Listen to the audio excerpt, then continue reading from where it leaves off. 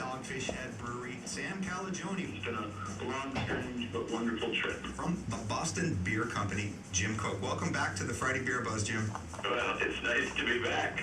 They're normally from Aberdeenshire in Scotland. From Brewdog, we have James Watt and Martin Dickey. Welcome to the show, guys. Biggest mission today is just to make other people passionate about straight craft beers as we are. And now, the three-time winner of the Pennsylvania Association of Broadcasters Excellence in Broadcasting Award, the recipient of 2 Pennsylvania Associated Press Broadcasters Association Awards for Excellence, promoting and advancing the craft and microbrew culture in Northeast PA. This is another edition of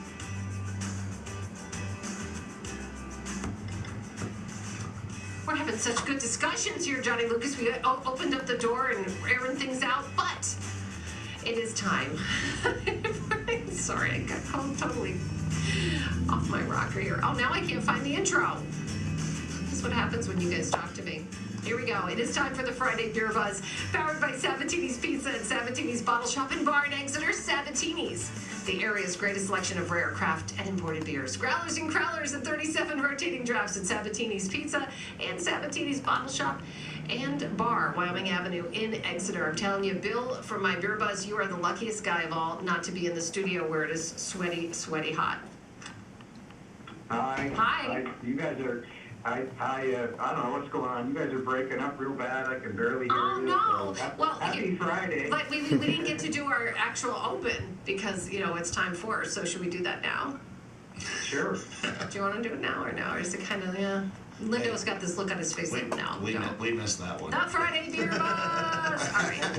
It's really, really hot. Something's wrong with our AC, so all the studios are hot and they all have the doors open, so we're just totally discombobulated. All right, Lindo Sabatini is here. He's got a brand new HVAC system, too, of all the great things going on at Sabatini, so it's nice and cool there, just not here. We actually had a complaint 2 nights ago that it was too cold. It probably would have been me if I were there, because I like it a little warmer, but even this is too much for me. Good thing Jason's off today, because he's always very hot. Okay, let's talk about what's going on in the beer news with Bill. He's from mybeerbuzz.com. Yeah, we have a Deer Buzz today, and people seem to be obsessed with oldest in the beer world. So I guess that's good because they're into beer history. But the question I got asked was, what is the oldest continually operating brewery in the United States and the oldest continuing operating brewery in the world? And in the United States, it's our very own D.G. Yingling and Son down in Pottsville, Pennsylvania. They started in 1829, and they have been in the same building since 1831. And in the world, it's quite a bit older than Yingling. It is Weinstefan. We've talked about this before. They opened literally in 1040, so they've been around forever. And as a side question to that question, they asked, how about canning? Cans seem to be very popular, but have they been around for a long, long time? And actually, no. Gottfried Kruger Brewing in Newark, New Jersey, started the very first beer cans in 1935, so not that long ago. And they partnered with this new company called the American Can Company, and they sent the first 2,000 beer cans to Richmond, Virginia, and it was Kruger's Finest and Kruger's Cream Ale. So I did not know that. I had to go research the canning part, but I did know that Yingling and Weinstefan were the oldest. We do have some beer news, and sadly this continues down this path that we have talked about over and over again about COVID and supply chain and rising costs just beating up the breweries. And it's a larger one to actually fall now. McKellar, San Diego, after 6 years of operating out of AleSmith, is closing down their brewing system there and their tasting room, and they're returning to contract brewing at AleSmith. And they're selling. They have a 20,000 hectoliter system that they're selling, and all of the brewing equipment is going out the door. So we hate to see it. McKellar has been a very popular brewery from as long as I can remember, and San Diego was actually pumping more cans into the U.S. market than their international brewery coming out of the Pro. So We will hate to see them go. We have one or two other little pieces of beer news. Stone is adding a variant or two of their Delicious IPA. And if you recall, their Delicious IPA was their gluten-free line, or gluten-reduced, they call it. Right. Because they actually put it through a patented process to reduce the gluten, so they can't call it gluten-free. But anyway, they're expanding that line with Delicious Double IPA that hits 9.4% ABV, and that will be in 19.2-ounce cans, and Delicious Citrus IPA that will hit 7.7% ABV and be in 12-ounce cans, and both of those are gluten-reduced. So I think, we talked about the non-alcoholic market last week. The gluten-reduced is obviously a market. And our last bit of beer news comes to us from Dogfish Head, Miami. They are teaming up with a brewery out of Athens, Georgia called Creature Comforts, and they are collaborating on a beer called Guava Belly, and it is a herb tea blend that comes from Georgia and guava that comes from Florida. And they're using live lactobacillus cultures from a local kombucha place in Miami, Florida. And that beer will hit 7% ABV. It will be packaged in 16-ounce cans. That's our Breaking Beer News for the day. As always, you can find this on the Breaking Beer News tab at mybeerbuzz.com. Always as it's happening, even when he's on vacation. Okay, so we got 2 beers here today, Lindo. And just sniffing them, definitely can smell the one in this fruity. So what we got here? I don't know. What do you want to drink first? You want to go What's the fruity? best way to begin this? It's your call. Okay, let's do Fruity? the fruity. All right. Tell me about it. All right. Well, Bill, what's today? Today is Friday. the 26th of August, Friday, And the 25th anniversary of... well, we were going fruity first, Bill. Well, hey, you guys are cutting in and out of me. All right, so Poor thing, you can't hear. So we're starting fruity. So we're going with today is International Dog Day.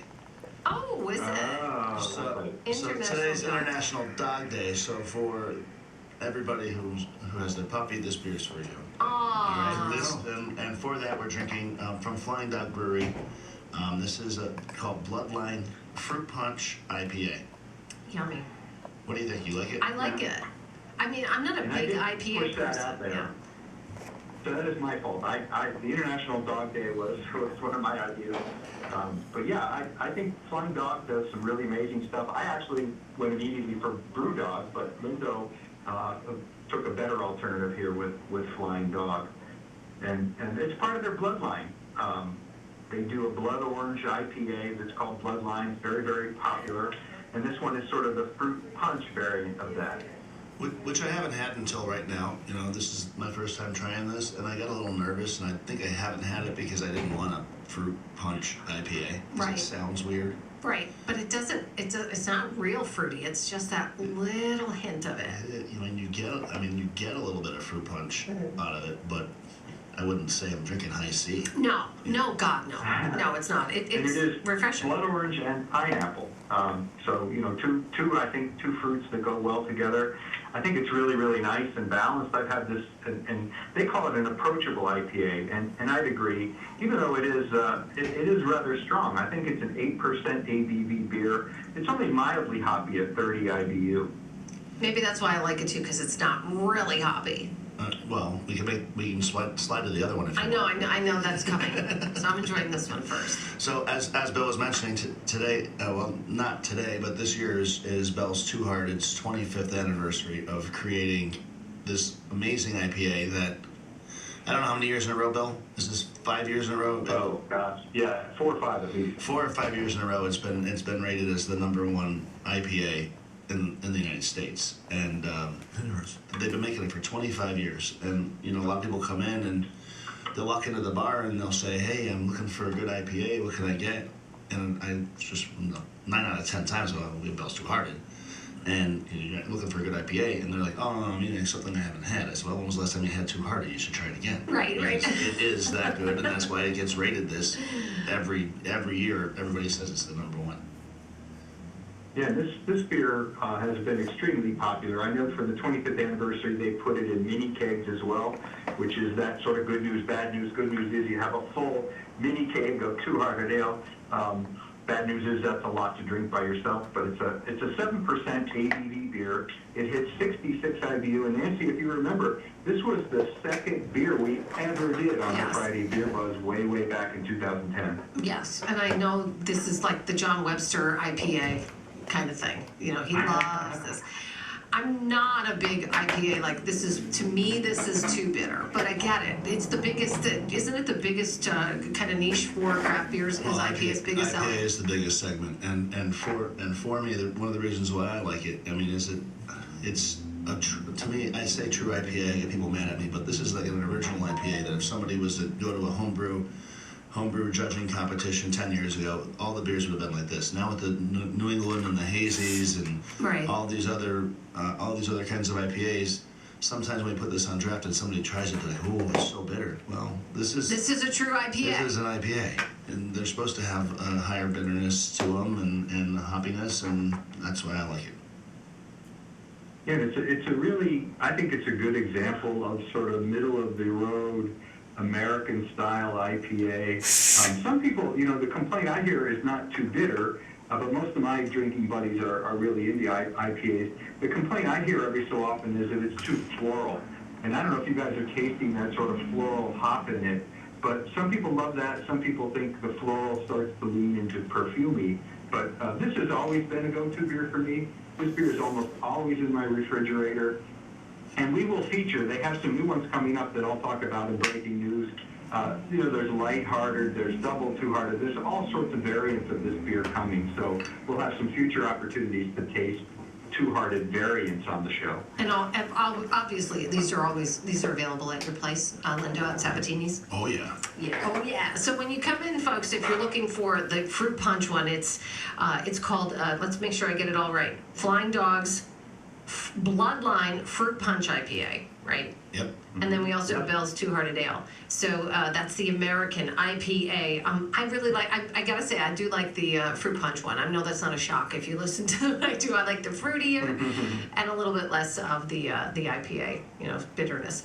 All right, so those are the two beers we did today. Thank you, Bill, from mybeerbuzz.com. Are you in next week with us? I know you're going to be leaving soon. I am. Yeah, okay, no, so I'm here next week. I just had to look at the calendar myself. I'm here next week for the show, and then I'm gone for a couple weeks. For some reason, I kept thinking, like, we're a week away. Like, I'm thinking, is this weekend Labor Day? Like, I keep getting confused. So, no, we're just moving in. So you'll be here next week, and then you're off a little bit after that. Breaking news, as always, at mybeerbuzz.com. Thanks, Bill. We'll talk to you soon, okay? Thank you. Have a good weekend. You too. Sorry about the phone issues and the heat issues, Lindo. Sorry about that. He's got a long sleeve shirt on. He's in here. Got to get back to the Sabatini's air conditioning. All right, so pop in, folks. Two Hearted Ale or the Bloodline Fruit Punch. It's the Friday Beer Buzz, and it's powered by Sabatini's Pizza and Sabatini's Bottle Shop and Bar in Exeter, the area's greatest selection of rare craft and imported beers. Growlers and crowlers and 37 rotating drafts at Sabatini's Pizza and Sabatini's Bottle Shop and Bar, Wyoming Avenue in Exeter. The Friday Beer Buzz, bringing good beers and good people together.